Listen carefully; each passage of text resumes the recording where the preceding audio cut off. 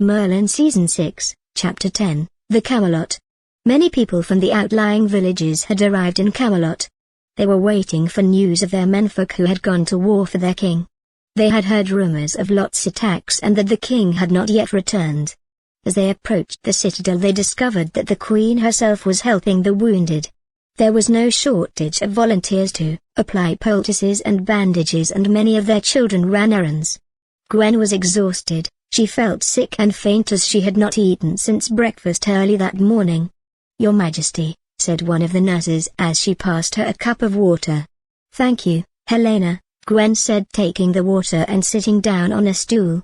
She wiped her face on a damp cloth.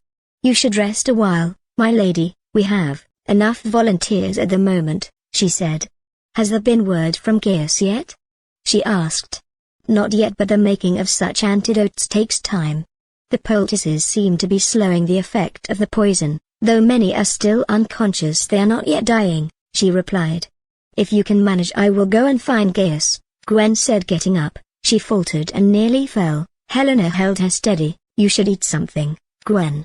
It will do us no good if you become sick as well," Helena said as she looked at her with concern.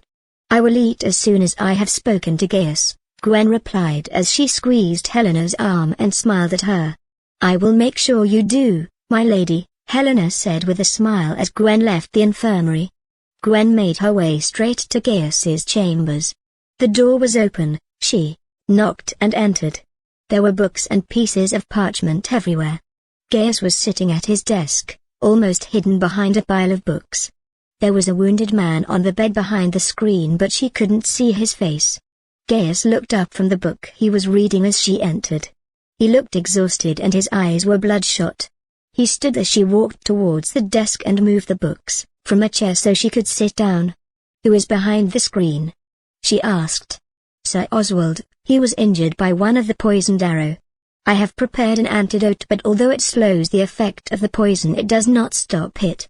He is still alive but unconscious, and I don't think I can save him."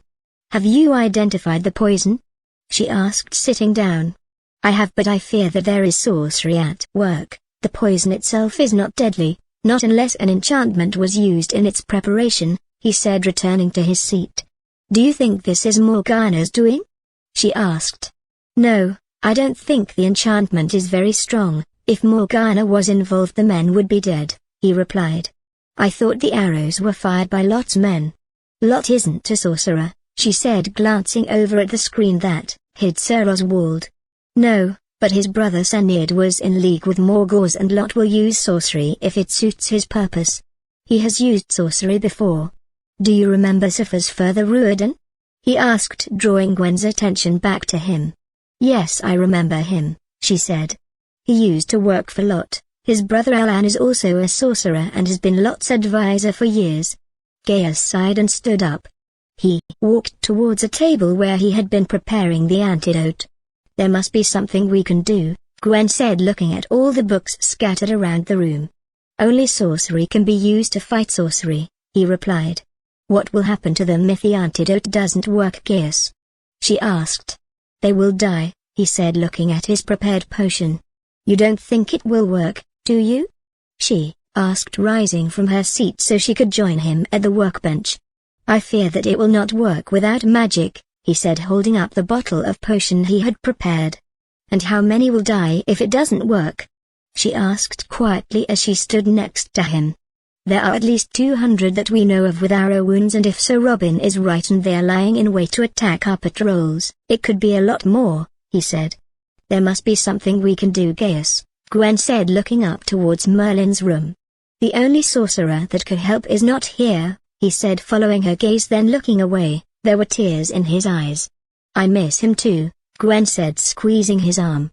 "Arthur told me you once practiced sorcery and you have helped Merlin. Is there nothing you can do with magic, my lady?" he asked, looking around the room. He walked towards the door and closed it.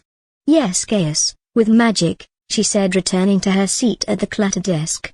"Magic is forbidden in Camelot, as you know only too well, Gwen," he said, feigning ignorance, as he sat down at his desk still holding the antidote. "I know that, Gaius, but we cannot let them die if there is anything that can save them. I don't know if I have the power to break the enchantment, he said, getting back up to check that Sir Oswald was still unconscious and not able to hear their conversation. Will you try? She asked, coming to stand at his side. You are my queen, I will do whatever you ask. Thank you, Gaius, she said, smiling at him. I will do what I can, but it may be beyond my power to heal them. I certainly cannot heal them all, I do not have the strength. Do what you can, Gaius, but for now keep this between us, she said, giving him a hug before turning to leave the room. As you wish, my lady, he said with a smile.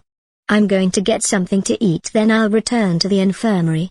Let me know as soon as there is any news, she said before opening the door and closing it quietly behind